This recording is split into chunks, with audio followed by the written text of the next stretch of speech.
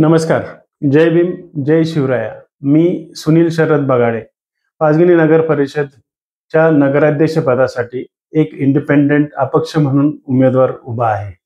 मला तर सर्व लोकांची, यंगस्टरची आणि सर्व लोकांच्या प्रचंड मतांनी विजय व्हावा हीच विनंती राहील.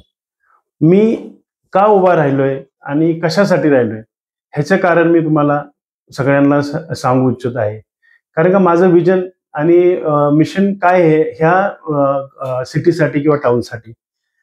मी एकूण 62 देश फिरलेलो आहे आणि हे सगळे इंटरनॅशनल देश फिरून आल्यानंतर मी तिथं बघितलेलं आहे की टुरिझम हे कुठल्या लेवलला असतं ते आणि कसं असतं, ती लोक कसं अट्रॅक्ट करतात टुरिझमवरती, ते लोक काय करू शकतात आणि कसं त्याच्यातून इन्कम वाढतं, कसं त्याच्यातून रेव्हेन्यू वाढेल, लोकांना कसं रोजगार मिळेल, लोकांना कशी हे होईल, एंगेज होतील लोक आणि सगळे लहान आणि यंगस्टर्स आहेत त्यांना पण कसे त्यांचं पोट पोट पाळता येतील किंवा काय बाकीचं हे करता येईल.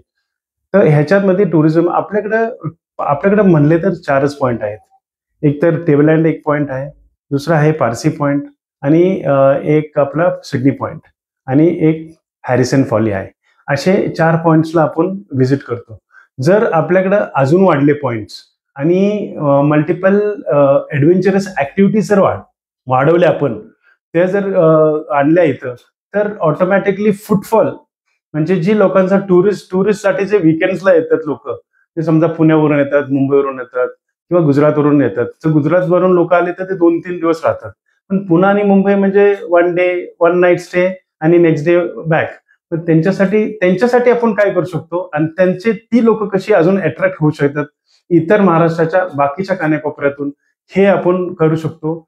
त्याच्यामुळं काय होईल, आपल्याकडे टुरिझम वाढेल. टुरिझम वाढल्यानंतर लोकांना इथं जे लोकल्स आहेत ते लोकांना रोजगार मिळेल आणि मुलं जी शिकलेली आहेत ती जातात कुठं नोकरीला, पुण्या मुंबईला जातात किंवा आणि कुठं जातात. जे जास्त शिकले तर ते पुढे जातात. पण समजा जी ऍव्हरेजली शिकलेत, जी लोक गरीब आहेत, आपल्याकडे जास्त करून एक गरीब वर्ग आहे, ती ऍव्हरेजली शिकतात. मग ती ऍव्हरेज शिकल्यानंतर त्यांना रोजगार ते जास्त असे मोठ्या ह्याच्यात मिळत नाहीत. मग त्यांना त्या रोजगारात म्हणजे आपण इथं फिट करू शकतो. ती मुलांना काहीतरी आपल्याकडे असं असं पण करू शकतो. टुरिझमच्या ह्याच्यात एक आपले हँडीक्राफ्ट्स असतील, त्याचे जर समजा स्टॉल्स लावले, त्याचं आपण जर इथं बूस्ट केलं तर काय करणार. आपल्याकडे आपण बघितलं मार्केटमध्ये तर कुठली दुकान वगैरे कुठली आहेत, आपल्याकडं एक बेसिक दुकान आहेत.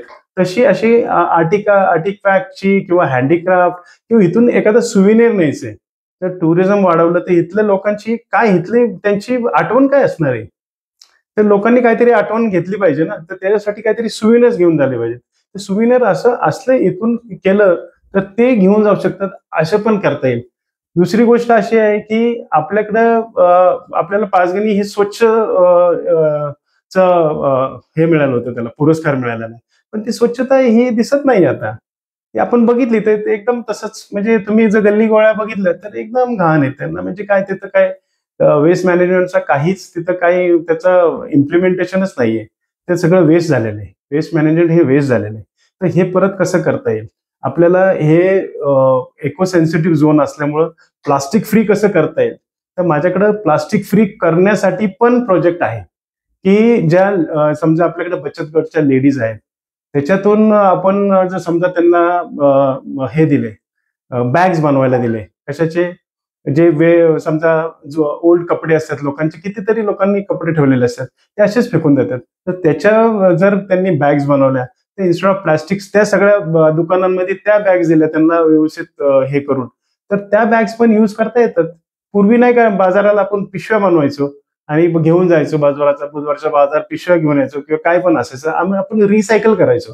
पण आता लोक काय होतात, रिसायकल हा प्रकार नसतोच. तो काय करतो, वन टाइम असतो, यूज अँड थ्रो आहे हा. पण तो चेंज करून लोकांना ते आपण करता येईल असे आपल्याकडे प्रोजेक्ट आहेत. हे टुरिझमचा एक पार्ट झाला.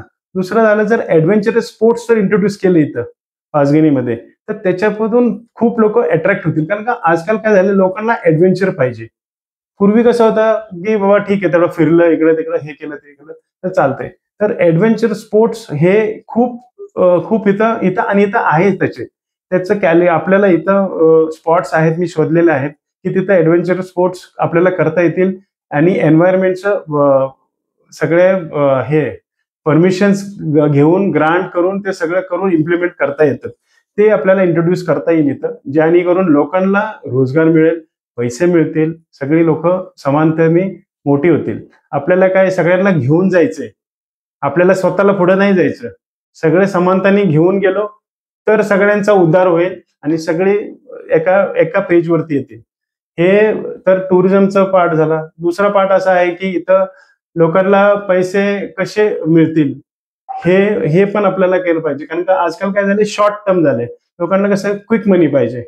तर क्विक मनी तसं नाही करता येत, पण एकदम असं ह्याच्यातून कमवता येतील, नवीन नवीन प्रोजेक्ट ठेवले जातील, त्यात करता येईल. ऍडव्हेंचर स्पोर्ट्सचं जे सगळं परमिशन्स ग्रांट करायच्यात केंद्र सरकारकडून किंवा राज्य सरकारकडून किंवा कुठून अजून कुठली आणायचे असतील, त्याचा मी पाठपुरावा करून व्यवस्थित करून घेणार, म्हणजे घेणार. हे आपण जिद्द ठेवू. दुसरी गोष्ट, आता आपल्याकडे शाळा आहेत, खूप शाळा आहेत. पाचगणी महाबळेश्वरमध्ये शाळा नाही आहेत, पण पाचगणीमध्ये शाळा आहेत. तर तुम्ही बघितलं तर ब्रिटिश जेव्हा आले होते ना, त्यांनी पाचगणीच का घेतलं? कारण का त्यांची खूप मोठी स्टडी होती. महाबळेश्वर हे तर एक्स्ट्रीम क्लायमेट आहे. जर पाऊस पडला तर खूप पाऊस पडतो. महाबळेश्वरचा रेकॉर्ड आहे तसं बघितलं तर इंडियामध्ये सेकंड हायेस्ट रेनफॉल आहे, म्हणजे चेरापुंजी नंतर महाबळेश्वर आहे. आणि जर थंडी पडली तर खूप थंडी होती. तर तिथं तिथं त्यांना शाळेसाठी सूट नव्हतं. जर ब्रिटिशांनी केलं होतं तर त्यांनी पाचगणी हे बघितलं, हा शहर की इथं इथं क्लायमेट एकदम सुटेबल आहे. त्या क्लायमेटमध्ये त्यांनी हे पण केलं होतं. जेव्हा वर्ल्ड वॉर II चे पोलंडचे जेवढे लोक होते त्यांच्यासाठी इथं बेलेर हॉस्पिटल बांधलं होतं 1912 मध्ये पासून. तर ती लोक इथं होती. फर्स्ट वर्ल्ड वॉरच्या वेळेस त्यांनी बांधल्यानंतर सेकंड वर्ल्ड वॉरला जेव्हा ती सगळे आले तेव्हा ती लोक ते सगळे इथंच होते. त्यांना इथं, कारण का हे क्लायमेट त्यांच्यासाठी खूप सूट होतं. तर तसंच हे क्लायमेट असंच कंटिन्यू आहे लोकांसाठी पण, आणि ह्याच्यामुळं लोकांना निरोगी पण राहता येतं आणि सगळं येतं. इथं जे शाळा आहेत, आता मला जर बघायचं, माझं विजन असं आहे की जी आपली मराठी शाळा आहे तिथं पूर्वी मुलं खूप असायची, म्हणजे 2000च्या वरती मुलं. बहुतेक जी लोक आहेत, जी एल्डरली आहेत, जी आहेत ती लोक बहुतेक सगळे मराठी शाळेत शिकलेले होते. पण आता इंग्लिश शाळेचं चाललंय. जर लोकांना काय करतात, लोक गरीब लोक मोजमजुरी करून येतात, त्यांच्याकडे पैसे नसतात शाळेंचे फी द्यायला. मग ते इकडून तिकडून आणून पैसे घेऊन मुलांना इंग्लिश शाळेत शिकवायचं. जर तेच समजा जर ह्या मराठी शाळेमध्ये तर इंग्लिशच एवढं गरजेचं आहे, तर ते इंग्लिशसाठी जर टीचर्स ठेवले आपण इथं चांगल्या क्वालिटीच्या, आणि ते डिजिटलायझेशन केलं शाळेचे सगळे क्लासरूम्स, तर ते त्या लेवलला येईल ना, आणि ती मुलं ती शिकू शकतात. जी गरीब माणसं जी मोजमजुरी करून येतात त्यांच्या मुलांना पण एक क्वालिटी एज्युकेशन मिळणार, आणि क्वालिटी एज्युकेशन मिळाल्यानंतर ती पण पुढे जाऊ शकतात. मग ती त्यांना कमी होणार नाही ना. आपल्याला काय आहे की जी गरीब लोक आहेत त्यांचं कसं भलं होऊ शकतं. जी श्रीमंत आहेत ते इंग्लिश शाळेत टाकणार, त्यांचा काय प्रश्न नाही. पण जी रोज हे करतात त्यांनी कुठे जावं, त्यांनी कुठे कर्जबाजारी करून हे सगळं करायचं नाही ना त्यांनी. कारण का हे आपल्याला हे इथं करता येईल, ह्या शाळेसाठी काही पण आज ह्या लेवलला आणता येईल, हे माझ्याकडे एक ब्लू प्रिंट आहे की कसं आपण करू शकतो. दुसरी गोष्ट, शाळेला इथं ह्या शाळेला ग्राउंड नाही. ते ग्राउंड करायचं कसं, ते ग्राउंड झाल्यानंतर तिथं एक स्विमिंग पूल पण केला पाहिजे. कारण का स्विमिंग पूल हा खूप इसेन्शियल गोष्ट आहे. पाचगणीमध्ये स्विमिंग पूल नाहीये. लोकल्स पण लोक उन्हाळ्यात सुट्टीत काय करतात, त्यांना काहीच स्विमिंग पूलचं नसतं. मग कुठल्या तरी हॉटेलला जा, मग तिथं जास्त पैसे द्या. तसं न करता एखादा स्विमिंग पूल मोठा झाला, एखादा इंटरनॅशनल लेवलचा स्विमिंग पूल किंवा त्याच्यापेक्षा छोटा स्विमिंग पूल झाला, तरी लोक व्यवस्थित येऊन त्यांची एक्सरसाइज करतील. मी ॲज अ स्पोर्ट्समॅन आहे. मी फुटबॉल खेळलेलो आहे, क्रिकेट खेळलेलो आहे, आणि आता सध्या गेले 8-9 वर्ष मी रनिंग करतो. रनिंग म्हणजे मॅरेथॉन्स करतो. मॅरेथॉन म्हणजे मी सुरुवात केली 1 किलोमीटर, 5 किलोमीटर पासून, 10 किलोमीटर पासून, 21 किलोमीटर, नंतर 42 किलोमीटर पळायला लागलो. त्याच्यानंतर अल्ट्राज करायला लागलो, 72 किलोमीटर केलं. त्याच्यानंतर 100 किलोमीटर हे कंटिन्यूस केलेले. मी फक्त एका अशा लोकल लेवलला नाही केलेलं, तर मी इंटरनॅशनल लेवलला पण जाऊन पळालेलो आहे. लद्दाखमध्ये म्हणायचं तर तिथं 50% ऑक्सिजन लेवल असतं. मी तिथं जाऊन 72 किलोमीटरचं पळालेलं आहे. असं माझी जिद्द आहे की मी त्या फिटनेससाठी पळतो. आज तुम्ही बघितलं तर इथं बहुधा मुलं ऑब्सेस्ड आहेत. म्हणजे सगळे कसे मोबाईलमध्ये असतात.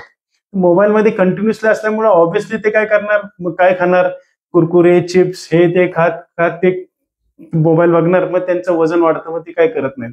तर त्यांना ऍक्टिव्हिटीज करायला म्हणजे आपल्याकडे एक टाउन हॉल आहे, ते डॉक्टर बिलिमोरिया हे. ते टाउन हॉल असंच पडू नये.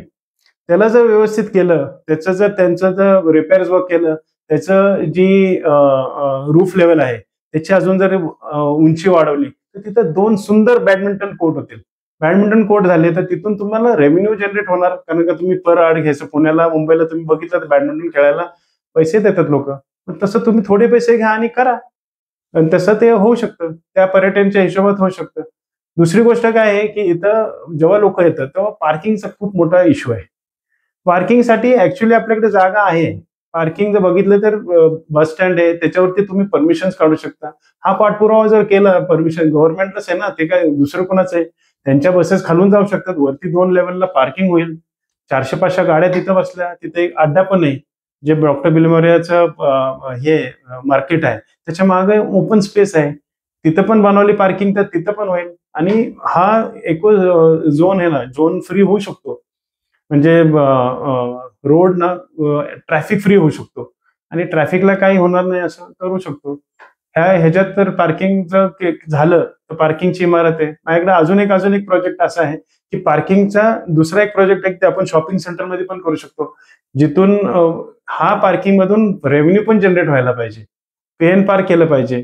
तिथून पैसे जर झाले तर ते म्युन्सिपालिटीला पण मिळतील. त्या हिशोबात असं आपण हे केलं, प्रोजेक्ट केले तरी छान आहेत प्रोजेक्ट. लोकांना पण त्रास नाही होणार. आजकाल काय झाले, लोक सगळे प्रत्येकाकडे गाड्या आहेत.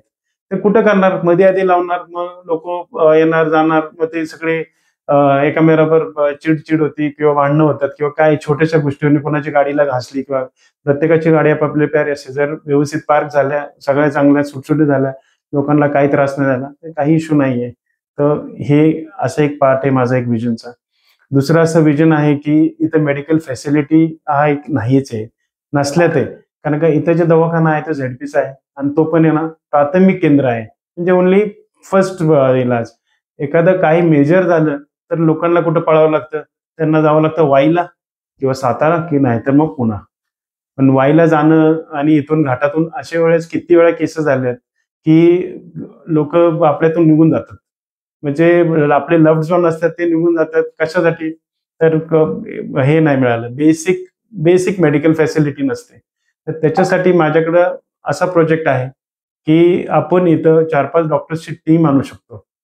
मी तुम्हाला सांगू इच्छित आहे की माझ्या मुलाला मी आता सेकंड इयरला आहे, तो तो एमबीबीएस करतोय.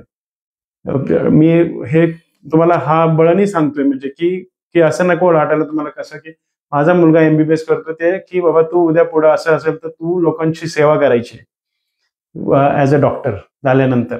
तर हे मी ह्याच्यातनी बोलतोय की तुम्हाला हे असं करावं लागेल. असा मुद्दा इथं मोठा आहे की पाचगणीत पाण्याचा प्रॉब्लेम आहे. पाण्याचा असा मोठा प्रॉब्लेम आहे. तर पूर्वी पाणी धुमडॅमवरून येत होतं. नंतर ते बंद केल्यानंतर महाबळेश्वरवरून चालू केलं. पण आता आपण असा प्रोजेक्ट घेऊ शकतो परत, ते धुमडॅमचं पाणी जर परत आलं, तर मी प्रत्येक उंबरठ्याला 10,000 लिटर फ्री पाणी देईल वर्षातून. हे डेफिनेट प्रॉमिस राहील माझ्याकडून, जर पाण्याचा जर प्रॉब्लेम सगळा सॉल्व्ह झाला तर. 10,000 लिटरचं हे देऊ शकतो मी.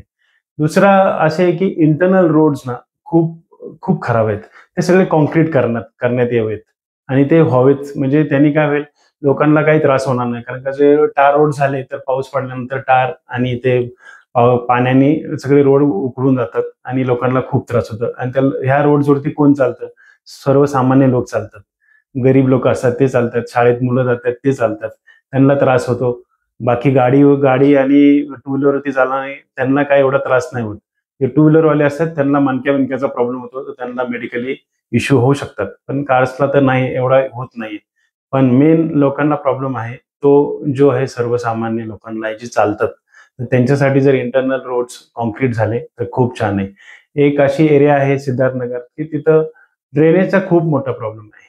म्हणजे तिथं ड्रेनेज सिस्टम प्रॉपर नाहीये, इंटरनल रोड्स नाहीयेत. तर ते सगळं मी जर झालं, लोकांनी प्रचंड मतांनी मला निवडून दिलं, तर मी त्यांचा हा प्रॉब्लेम सॉल्व्ह करेन, नक्कीच करेन विदाऊट एनी फेल. माझी ही विनंती राहील सगळ्यांना की मला तुम्ही भरभरून तुमचा आशीर्वाद द्या आणि मला निवडून आणा ॲज अ नगराध्यक्ष. तुम्हाला young, educated, experience in tourism हे तुम्हाला नक्कीच डिफरन्स दिसेल. माझ्या दुसऱ्यांपेक्षा नक्कीच वेगळं काहीतरी तुम्हाला मिळेल. धन्यवाद. जय भीम, जय शिवराया.